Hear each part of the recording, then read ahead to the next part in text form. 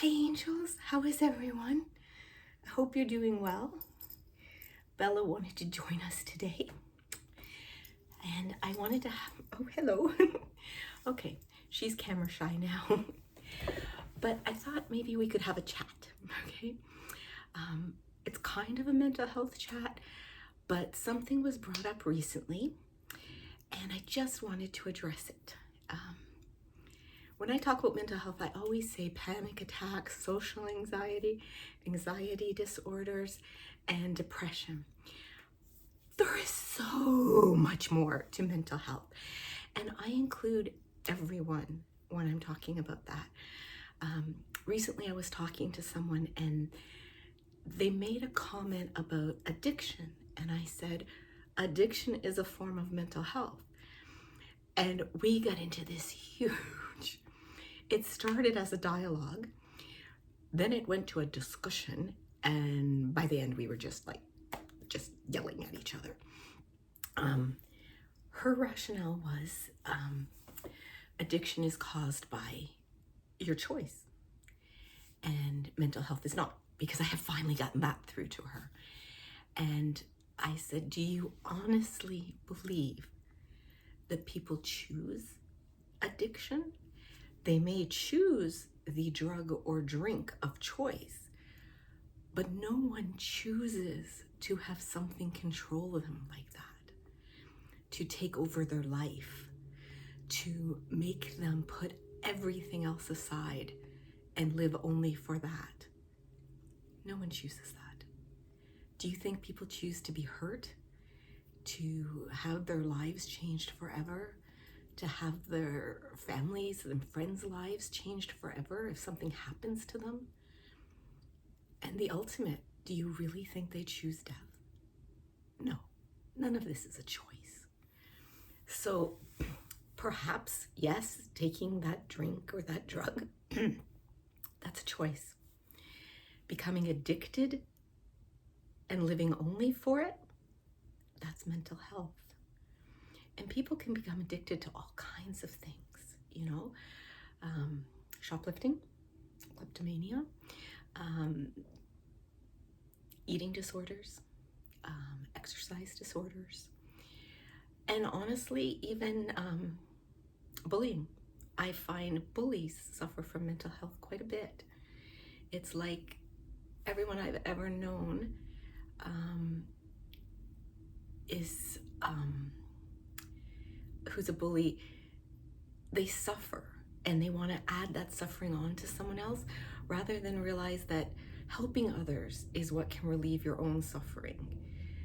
They get it warped in their brain and decide that hurting someone else helps their pain.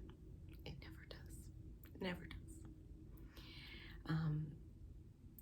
That being said, my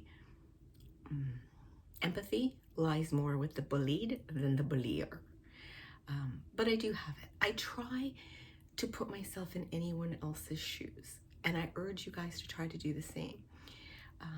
Because a lot of times when someone around you is suffering, we internalize it and we think it's something we've done. I see this especially in children when their families are going through any kind of breakup or stress. Kids are very self-centered, but not in the bad way. They're self-centered in the world around them revolves. They don't realize that when they leave the room, the light stays on. You know what I mean? And I think sometimes when we're young and we're hit by that, even though we know the light stays on when we leave a room, when we're older, that stays with us about that it's our fault. Now remember, I'm not a doctor or counselor. This is just what I've learned in 56 years, okay? And I did have, what words do we use, Belle? An unhappy childhood, okay? And I've gotten past it for the most part. But I also, my faith helps me very much with that, especially when it comes to forgiveness. But I just want to let you guys know everyone is welcome on this channel. And if you're suffering from addiction of any kind and you know it, honey, get some help. There's so much help out there. Now, I understand it's different depending where you live, because here in Canada, you can get help, and it goes on our healthcare system. I know in the States, it's not that way, and that a lot of times people can't afford it. And I think what the saddest part is sometimes you can't afford it until you're arrested, which is just so backwards for me. We really need to find ways to help each other. But I do urge you to call any addiction center and ask them for help. They'll find a way to get you some help, okay? Go to your hospital emergency room if you have insurance and tell them that you need help. I just urge everyone to do that. But I also wanted people, if anybody's ever watching this, I never, ever want any of you to feel shame when you watch my channel, okay? Or to sit there and think you're not talking about me. I am talking about you, okay? Nobody should have to suffer for this.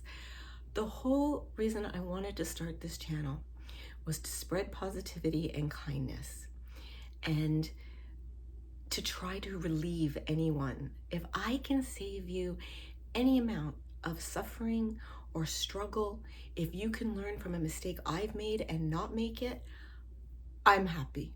I am so, so happy. And I really want us to make it so that mental health is not a stigma anymore, that we can talk about mental health the same way we talk about physical health. And I know that as a community, we can do this. And I'm not saying me, I'm saying we. We. Do you know if you change the I in illness to we, it's wellness? I know it's trite, but it's true. And I love that saying. I saw it on a poster and I just loved it. But guys, I just want you to know that, just how much I care about you, and maybe just a pep talk today, an anti-angel pep talk on mental health. I'm also going to be doing a video shortly, an anti-angel video of anti-angel comforts you after a fight with your family. And I specifically said family, not parents, because everybody's different. You know, I don't know anyone else's situation. Maybe it's spouse, maybe it's children, maybe it's aunt and uncle, maybe it's foster families, maybe, I don't know, but let's do it anyways, okay? So that'll be the next video. But for right now, I just wanted to talk to you about the mental health aspects. It's been a bit since we've had a chat, and I just really want you guys to know that you're accepted here. You are loved here. You're wanted here, okay? And if for any reason you don't feel that in your life, ask for help, sweetie. You have to put your hand out. Everyone always says, oh, ask for help, but nobody ever tells you how. You know, are you supposed to stand in the middle of the road and ask for help? And people do that. Don't do that, okay? Don't let yourselves be hurt, okay? Don't hurt yourselves. You need to, there's distress centers in the front of everyone's phone book. Oh God, I'm old. You guys don't have phone books. Okay, but you can Google distress center near me and you will get a phone number. All right, call them. They've heard everything and they can help. They really can.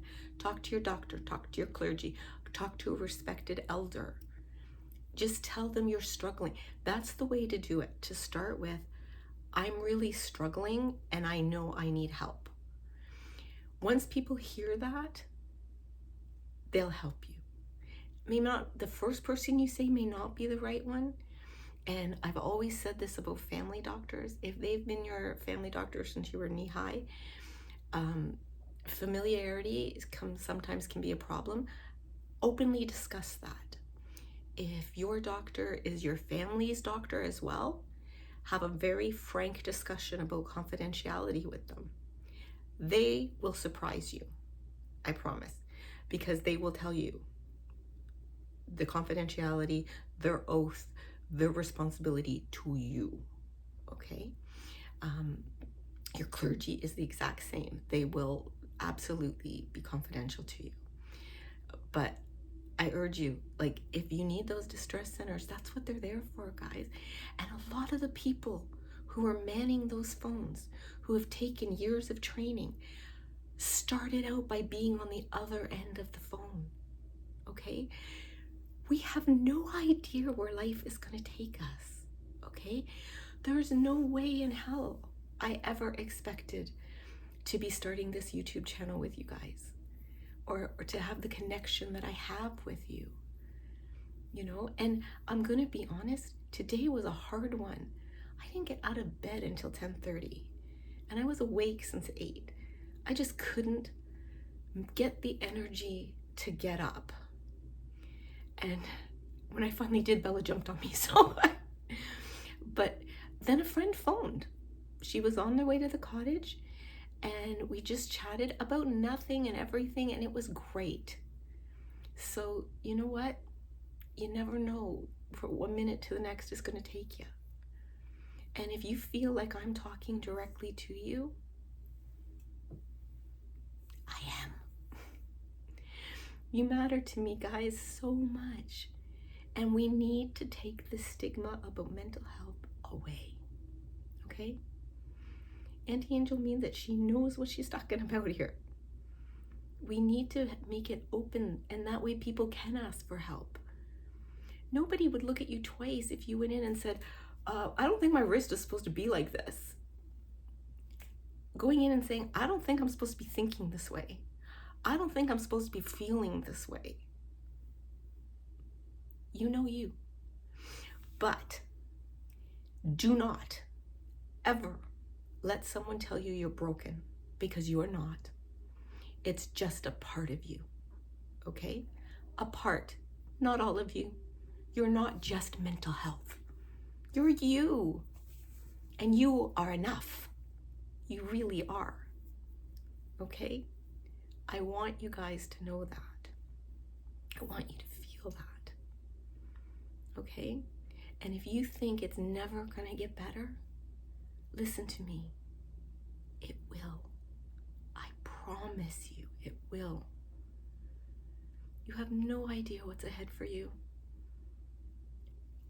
I love, you know what videos I love watching is those ones, and they do that song, the one where they're singing, will someone make it stop? I don't know. But it's the teens that end up pregnant at 16, 17, 14. I saw one today. And, you know, it's what people are saying to them, blah, blah, blah, blah, and what actually happens and how their life turns out, even though they've struggled and went through all kinds of problems, they're happy. Or there was one today that she wished she could go back and tell her 17-year-old self. So her 17-year-old self was asking the questions. Oh, I wish I could remember this girl's name. It was such a good video. And it was like, are we happy? Does the ex stay around? And she answered them all honestly. And in the end, she married someone else. They have another child as well. They are so happy. And she's proud of her 17-year-old self. I tell you guys this all the time. Make friends with your inner child. Look back and tell them it's okay. You had nothing to be ashamed of. You had nothing to be worried about. A lot of it was never your fault. Most of it, all of it, not your fault. You're not weird. Just because people bully you, you're not weird. They are. You have a light inside you. Tell your inner child that. Tell them you love them. They need to hear it. They really do. And it's okay to take that inner child out sometimes and hang out with them. Let them know that life turned out okay, or life will be okay, because it will. Everybody struggles. We all do. Some harder than others. But I told you this before, and I mean it. That person you're looking at that seems like they have everything all together and everything is great for them, trust me, they cry in the shower too, okay? We all do. That's one way none of us are unique. We all have our struggles. And you can't compare your struggle to someone else's. If it hurts you, it's your struggle. You can't look at someone else and say, well, I can't feel bad about myself. Look what they're going through. No, no. There's always going to be someone that looks to you and thinks they have it worse than me. Or someone who looks at you on the other side and says they don't have it as bad as me. Everybody feels this way. You're fine. You're normal. You're not broken. Okay? Mental health is just the same as physical health as far as I'm concerned, guys. And we need to accept that. It's just a part of us. I do not feel less. I am not ashamed that I have mental health issues, that I suffer with anxiety and depression. Okay? I did not expect to be 56 and dealing with it. I figured everything would be done. But you know what? So what? Stuff happened and triggered it. I got sick. I certainly didn't expect to be on a sick leave right now either, with something chronic that nobody knows how to deal with. I feel like a guinea pig half the time. But you know what? I'm doing something. I'm trying the stuff. And I know I'll get better.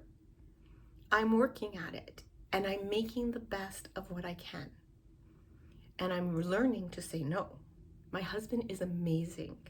He really is. If I say to him, tank is empty, can't do it, done, fine, not an issue. Our vacation was so relaxing for me because we had discussed everything ahead of time. What if this happens? What if this happens? What if this happens? We knew. And I did miss a few meals, and I did feel okay, a lot sorry for myself when I missed the taco tour. But it was fine. They take tons of pictures. They tell me every detail, so I know what I feel like I was there, you know. And they loved. They had, I think, taco pastor, a la pastor. I'm so sorry to anyone Spanish speaking. My accent and words are horrible. So I learned to make it, and I made it. I did with boneless pork chops. Put them on a spit, upside down in a potato, not a pineapple, but I put the pineapple on top. They loved it. They said it was really good. It was so spicy for me though. And that's the way it is. So guys, if anything, that's what I want you to know. It will get better. And everyone is welcome here. And I don't ever want you watching this channel and thinking, oh, if she knew me. I know you, and I love you, and I accept you. Everyone has flaws. Everyone. It's what makes us. Otherwise, we'd all be puppets. So you never, ever need to feel shame on this channel, okay? I don't, and I don't want you to. But always remember that I love you, I value you, I honor you, and I'm so very, very glad that you were born.